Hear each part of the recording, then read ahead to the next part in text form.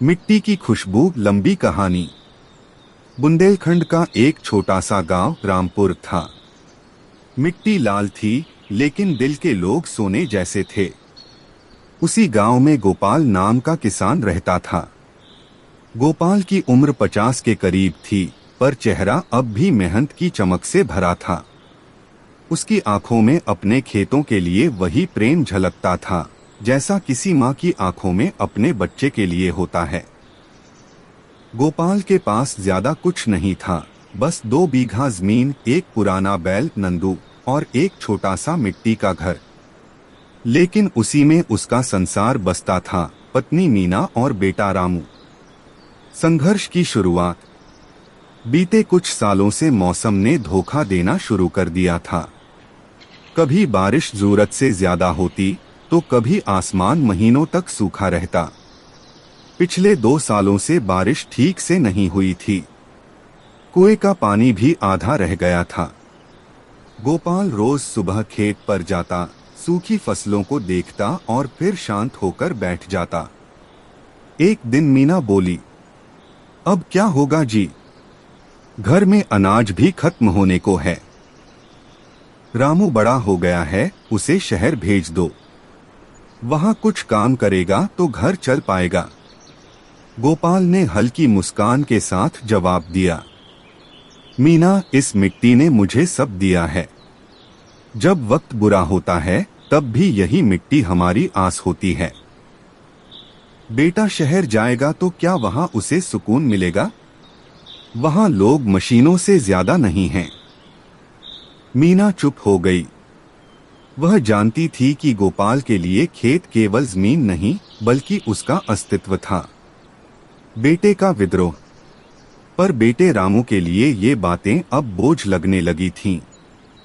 वह रोज देखता था कि कैसे पिता कर्ज चुकाने के लिए गांव के महाजन के आगे झुकते हैं। कैसे माँ कभी अपनी साड़ी बेच देती है ताकि घर में राशन आ सके।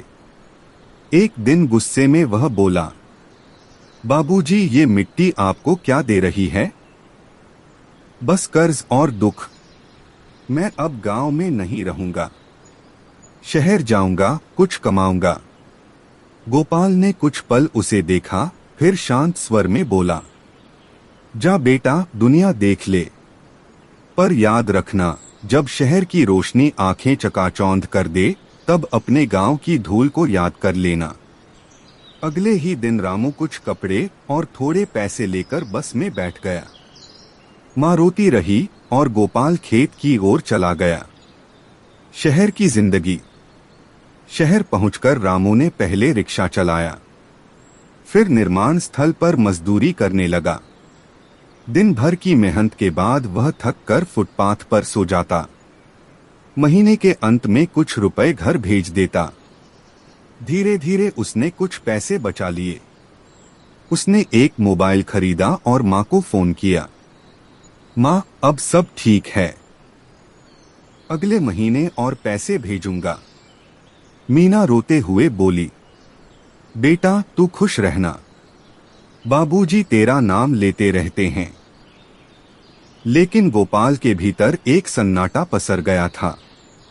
हर दिन खेतों में जाते हुए उसे रामू की हंसी याद आती। नंदू बैल अब बूढ़ा हो चला था और गोपाल की हड्डियां भी जवाब देने लगी थीं। पिता का आखिरी मौसम। एक शाम गोपाल खेत से लौटा तो खांसी थमने का नाम नहीं ले रही थी। मीना ने कहा, चलिए डॉक्टर को दिखा देते हैं। गोपाल ने सिर हिलाया, मीना, अब क्या डॉक्टर करेगा? शरीर थक गया है, लेकिन मन अब भी खेतों में है। उसी रात गोपाल ने अपनी डायरी खोली, उसमें उसके पिता की लिखी पुरानी बातें थीं। मिट्टी इंसान की असली पूंजी है। अगर उसे समझो तो वो सोना उगलती है, अगर छोड़ दो तो वो तुम्हें भी छोड़ देती है। गोपाल ने आंखें बंद की और अपने खेतों की ओर देखा, जैसे मिट्टी उसे बुला रही हो। दुखद समाचार। अगली सुबह जब सूरज उगा, गोपाल नहीं उठा। उसकी सांसें थम चुकी थीं। मीना की चीख से सारा गांव दौड़ा चला आया। किसी ने शहर में रामू को खबर दी। रामू दौड़ता हुआ गांव पहुंचा। पिता की देह के पास बैठकर फूट फूट कर रो पड़ा। बाबूजी, मैंने आपको अकेला क्यों छोड़ दिया? गोपाल अब नहीं थे, पर उनके शब्द रामू के कानों में गूंज रहे थे। मिट्टी को समझो बेटा, वो खुद अपना इनाम देती है। नए आरंभ की शुरुआत।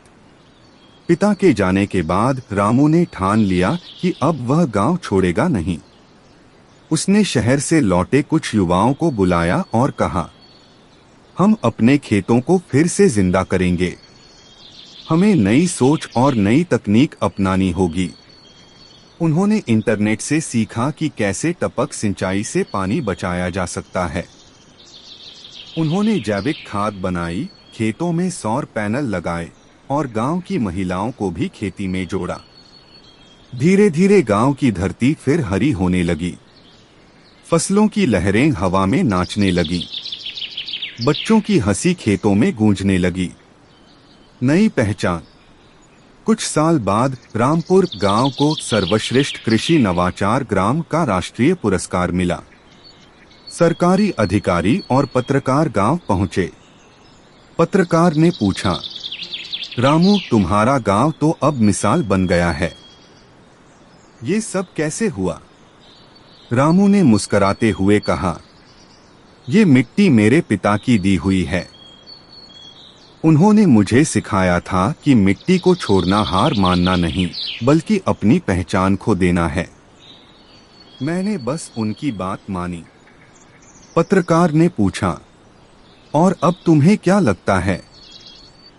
रामू बोला, अब मुझे समझ आया है, सुख शहर की इमारतों में नहीं, बल्कि खेतों की खुशबू में है। जब खेत में पहली बारिश की बूंद गिरती है तो ऐसा लगता है जैसे बाबूजी ऊपर से मुस्कुरा रहे हैं। अंत पर अधूरा नहीं। उस दिन शाम को रामू अकेला खेत में गया। मिट्टी की मुट्ठी उठाई और आंखों से लगाई। उसकी आंखों में आंसू थे, पर होठों पर मुस्कान थी। हवा में कहीं पिता की आवाज जैसे फिर गूंज उठी, बेटा, मिट्टी को प्यार देना, वो तुझे कभी धोखा नहीं देगी। रामू ने आसमान की ओर देखा और बोला, बाबूजी, आपकी मिट्टी अब जिंदा है। और मैं भी। नैतिक शिक्षा, मोरल। जो अपनी जड़ों को नहीं भूलता, वही असली ऊंचाई छूता है। मिट्टी केवल जमीन नहीं, जीवन की आत्मा है। जो इसे समझ गया, वो कभी खाली नहीं रहता।